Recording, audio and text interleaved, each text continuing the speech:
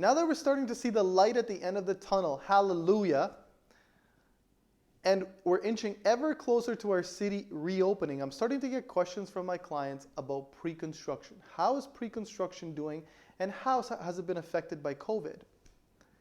Are there still good deals in pre-construction? Have builders lowered their pricing? What about deposits? Is there any new incentives on deposits? And what about my occupancy? Has my occupancy been delayed? Is there going to be any launch delays?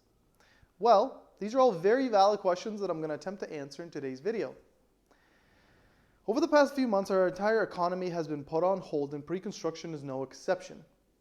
If you're hearing somewhere that pre-construction is still selling, that is completely true. However, it is selling at much, much lower volumes than it used to ever before, for example, in February of this year or any time before that. The way I look at pre-construction is it's an investment vehicle. It's an investment vehicle that has to be substantiated by evidence, and that evidence is resale. If resale pricing pulled back, even if it was ever so slightly, wouldn't it be fair to assume that pre-construction pulled back as well? Well, no. Pre-construction hasn't pulled back, and it won't. And there's a number of reasons why.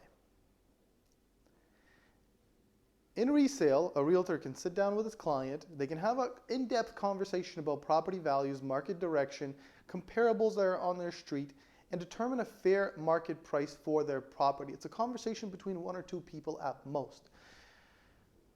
Even if the value of their property is less than what the seller expects or expected, that is still something they can come to terms with because there's one or two people in the conversation. However, when you're dealing with pre-construction, you're dealing with a lot of people. Pre-construction entails large pro formas to be created, essentially budgets that determine whether or not it's feasible to offer a project for sale. One of the biggest expenses that's built into these budgets is construction costs. Builders lock in trades. Essentially, they pipeline trades for projects years in advance. A builder will have trades for forming, for drywall, for framing, etc.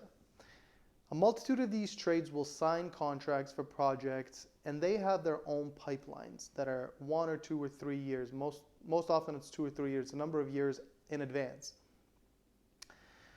These contracts are already signed, which means that contractors aren't going to be taking any discounts.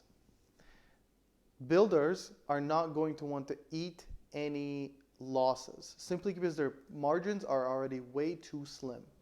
At this stage, the builder would rather A, delay a launch, B, extend the occupancy date, than to lower their price. So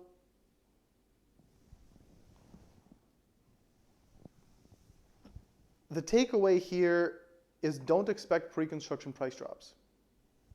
They're not coming. Expect launch delays if the market doesn't bounce back quickly enough. Toronto real estate changes daily. It's not improbable to assume that the market is going to bounce back in the fall, by the time we get to fall, to be at the same level as we were in February of 2020. And at that point, you can expect lots of builders to bring lots of new projects to the market. Deposits. Are there going to be new deposit incentives? Well, absolutely there are. I'm already starting to see some. This is going to be the most valuable incentives a builder can offer right now to their buyers. Everybody realizes that there's a cash crunch out there. People have potentially depleted their savings, and as such, deferred deposit structures that would allow you to pay your installments much later or in much lower amounts will start to pop up and will be commonplace, in my opinion. Now, are there still good deals in pre-construction? Absolutely. There are good deals anywhere if you look hard enough, whether that's pre-construction or resale.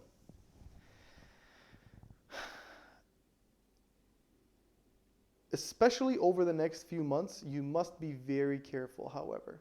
The emphasis has to be placed in value projects, projects that are the closest to resale. These projects are few and far between. They're rare, but they are out there. Feel free to message me for my list of value pre-cons. Now, occupancies. Can you expect your occupancy to be delayed? Well, the answer to this question is rather simple. If your condo is scheduled to take completion this year, it was actually deemed essential, and construction on these projects has continued. It was never on pause. However, if your project is scheduled to take occupancy in 2021 or any time after that, you can expect a COVID delay of 3 to 6 months. What has happened so far in 2020 is undoubtedly a setback, but it's a setback for a major comeback, in my opinion. I'm not worried for individuals that signed pre-construction contracts years ago and are scheduled to take occupancies this year. They've made and generated tons of money in their property appreciation. And at this stage, even if God forbid they happen to lose their job and they can't close, they can assign their unit easily under market value to the next very happy buyer and still make tons of money. Who I'm concerned about are individuals who signed an agreement of purchase and sale last year, or for example early this year, and paid a premium. These individuals lost valuable time that should be allocated towards property appreciation to COVID. Right now, it is more important than ever before to make wise investment decisions when it comes to pre-construction.